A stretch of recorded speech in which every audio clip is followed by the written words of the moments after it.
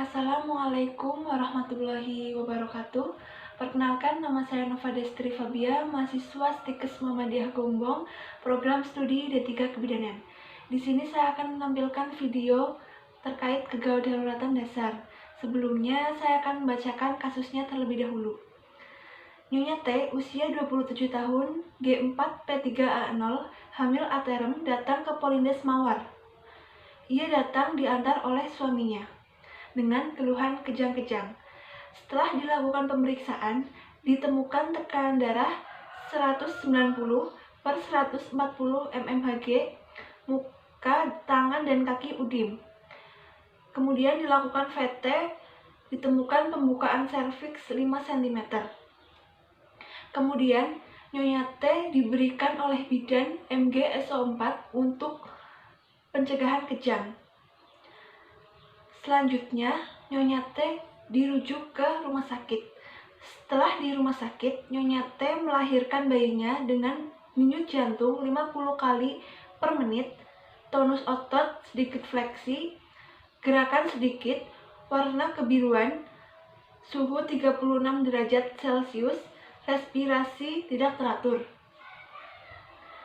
Kemudian dilakukan penanganan asfiksia untuk menangani bayinya. Assalamualaikum Ibu. Waalaikumsalam. Gimana Bu keadaannya? Pusing sama saya punya darah tinggi. Masih pusing ya Bu? Iya, lagi hamil ini. Ya Ibu. Sebelumnya perkenalkan ya Bu, nama saya Bidan Nova yang sedang bertugas pada sore hari ini.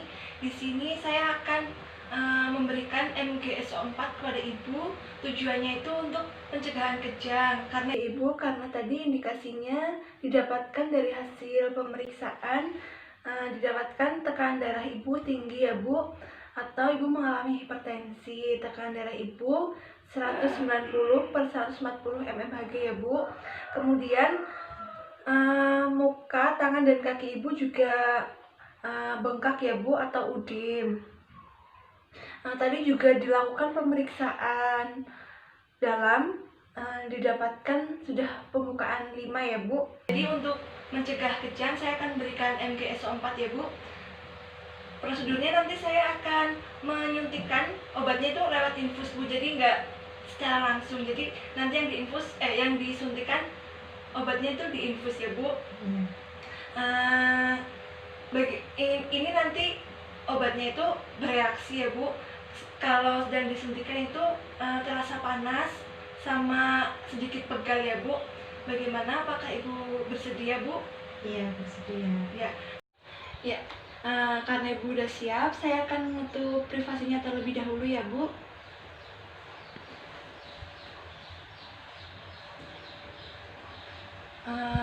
Saya akan cuci tangan terlebih dahulu ya Bu.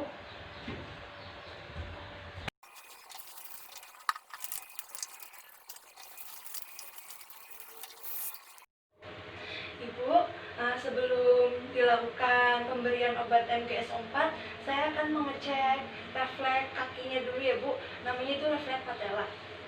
Nanti Ibu mohon untuk duduk dulu ya Bu. Saya bantu Bu. Duduk dulu. Nanti bajunya itu ya Bu, diangkat dulu Bu. Saya akan meriksa refleksnya Bu.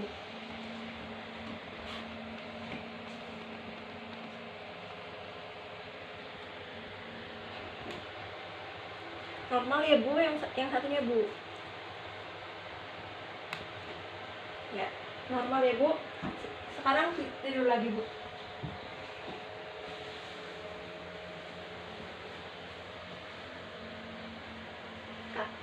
Baik Ibu, selanjutnya saya akan memeriksa volume urin Ibu ya Bu. Ini karena Ibu tidak menggunakan kateter atau selang urin, saya akan menanyakan apakah tadi Ibu sudah kencing Bu? Sudah. Banyak nggak Bu? Banyak. Ya Bu, ini udah teraba kayak kosong ya Bu ya, nggak kencang. Iya. Baik Ibu, selanjutnya saya akan memeriksa pernafasan Ibu ya Bu. Minta bantuannya, nanti tangannya diletakkan di pundak Ibu seperti ini Bu. Ya, saya akan mengecek nafasnya. Ya Ibu, sudah. Ini nafasnya normal ya Bu. 22 kali per menit. Karena Ibu sudah bersedia, saya akan mempersiapkan alatnya terlebih dahulu ya Bu. Ya. Alat-alat yang dibutuhkan yaitu yang pertama ada spat, kemudian ada needle. Ada needle ya. Kemudian ada kalsium glukonat 100 mg per mililiter untuk antidotum. Kemudian ada aquabides, ada MgSO4 yang satu vialnya ini berisi 25 ml. Kemudian ada alkohol swab, ada bak instrumen yang berisi handscoon, kemudian ada bengkok, dan ada palu kecil untuk mengecek refleks patella. Baik, untuk mempersiapkan alatnya, yang pertama kita menggunakan handscoon terlebih dahulu ya.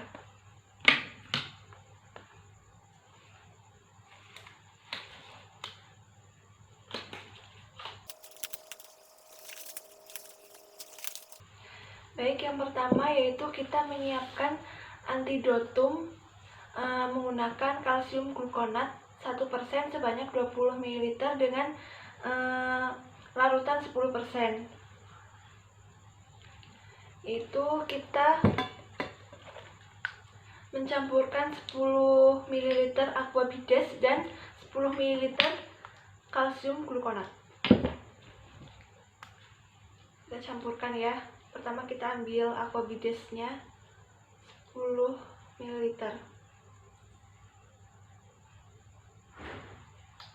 Kemudian kita campurkan dengan kalsium glukonatnya 10 ml.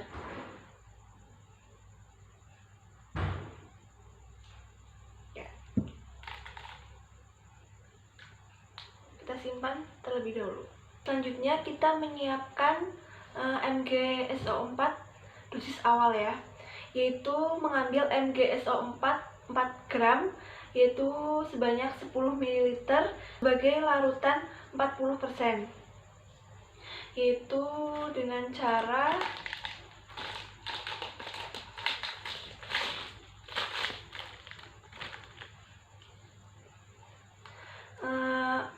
mengambil MgSO4 sebanyak 10 ml. MgSO4 kita ambil ya, MgSO4 nya 10 ml.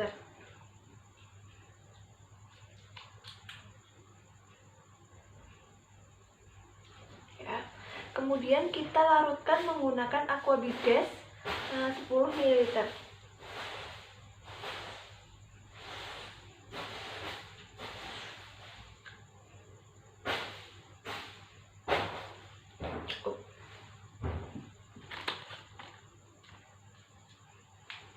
Kemudian kita simpan.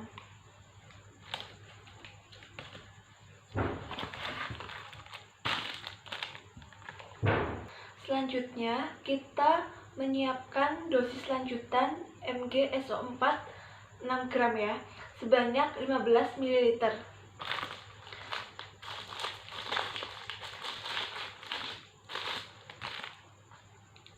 Kita ambil.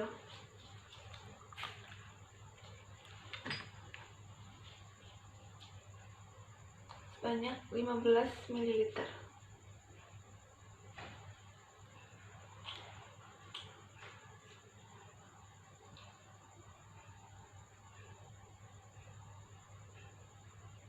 Kemudian kita larutkan menggunakan aquabides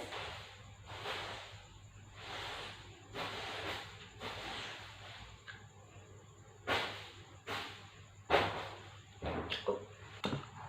Ini yang antidotum, ini yang MgSO.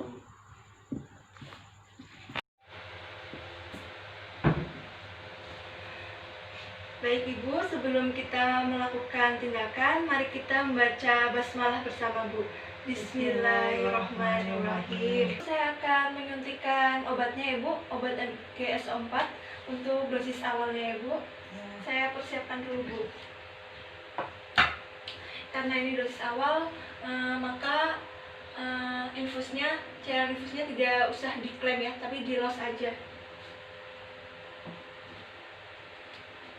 Ibu, nanti ini ada reaksi panasnya ya Bu.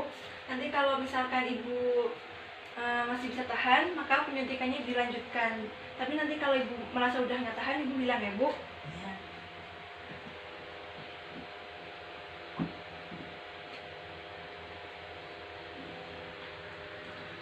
Saya suntik ya Bu.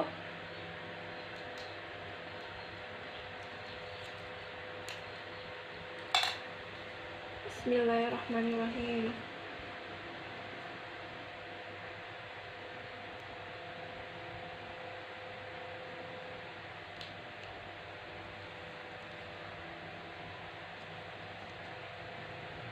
Penyuntikannya dilakukan pelan-pelan selama 5 menit sampai obatnya masuk ke dalam cairan infus.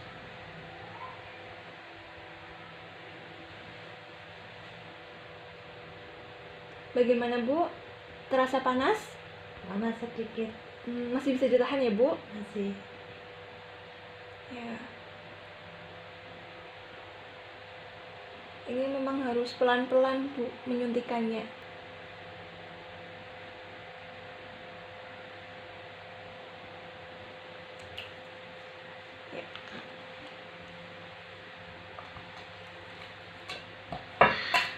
Baik Ibu, ini tadi dosis awalnya ya Bu. Sekarang saya akan menyuntikkan untuk dosis lanjutannya ya Bu. Ya. Ibu, saya akan menyuntikkan dosis lanjutannya ke dalam flabot ya Bu, untuk dicampurkan dengan cairan RL-nya ya Bu. Saya suntikan dulu. Bismillahirrahmanirrahim.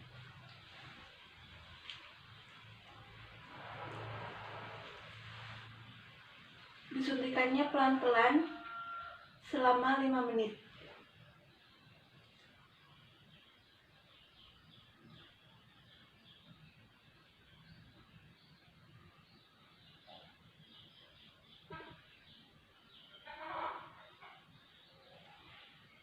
Untuk penghabisan infusnya itu selama 6 jam. Jadi nanti infusnya yang dicampurkan dengan cairan RL itu habisnya selama 6 jam. Ya, ini sudah 5 menit ya Bu.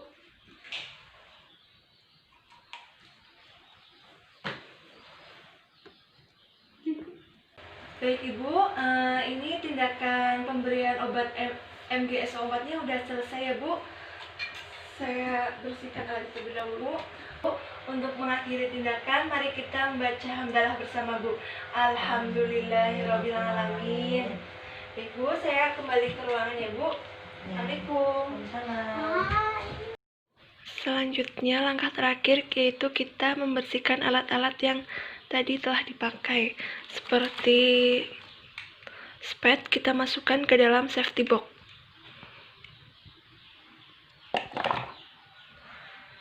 Kemudian bungkus spet kita masukkan ke tempat sampah non-infeksius.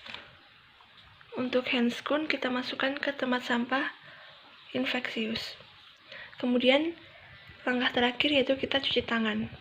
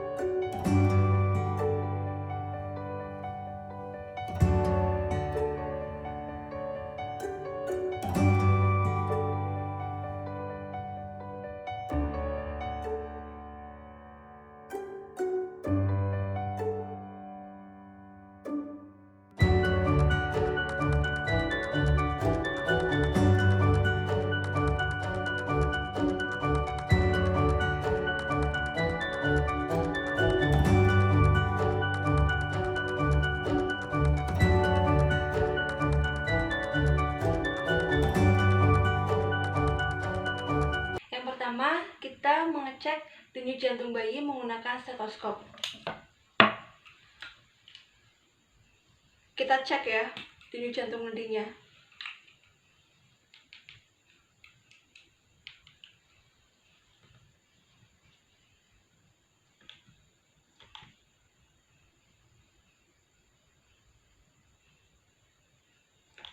Ya, didapatkan hasil denyut jantung bayinya itu lemah.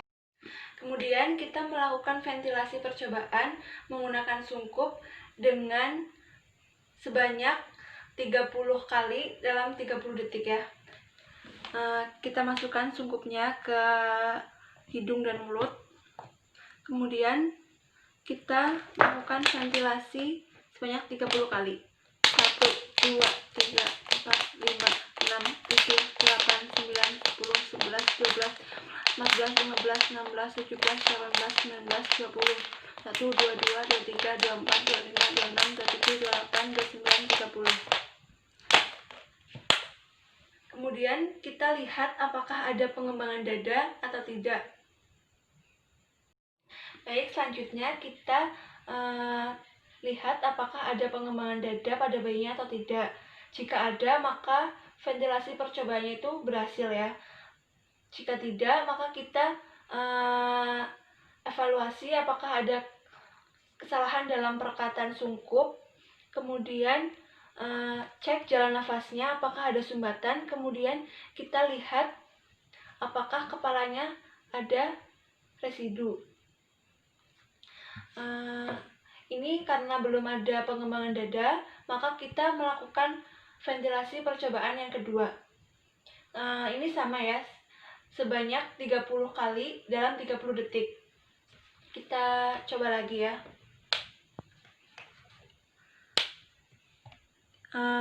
Hidung sama mulutnya harus masuk ke dalam sungkup. Kita mulai ventilasinya sebanyak 30 kali dalam 30 detik. 1, 2, 3, 4, 5, 6, 7, 8, 9, 10, 11, 12, 14, 15, 16, 17, 18, 19, 20, 21, 22, 23, 24, 25, 26, 27, 28, 29, 30. Ya, tadi kita sudah melakukan ventilasi percobaan yang kedua. Didapatkan dada bayi terjadi pengembangan ya. Karena terjadi pengembangan, maka kita melakukan ventilasi lanjutan sebanyak 20 kali dalam 30 detik. Prosedurnya sama seperti tadi. Hidung dan mulutnya harus tertutupi sungkup ya. Baik, tapi ini tidak terlalu cepat seperti tadi karena 20 kali dalam 30. 1, 2, 3, 4, 5, 6, 7, 8, 9, 10, 11, 12, 13, 14, 15, 16, 17, 18, 19, 20. Baik, ventilasi tekanan positif pada bayi telah dilakukan. Didapatkan hasil dada bayi telah terjadi pengembangan sehingga oksigen atau udara dapat masuk ke paru-paru. Maka ventilasi tekanan positif telah berhasil dilakukan. Sekian tindakan ventilasi tekanan positif yang bisa saya sampaikan. Apabila ada kesalahan, saya mohon maaf yang setulus-tulusnya. Wabillahi taufiq wal hidayah. Wassalamualaikum warahmatullahi wabarakatuh.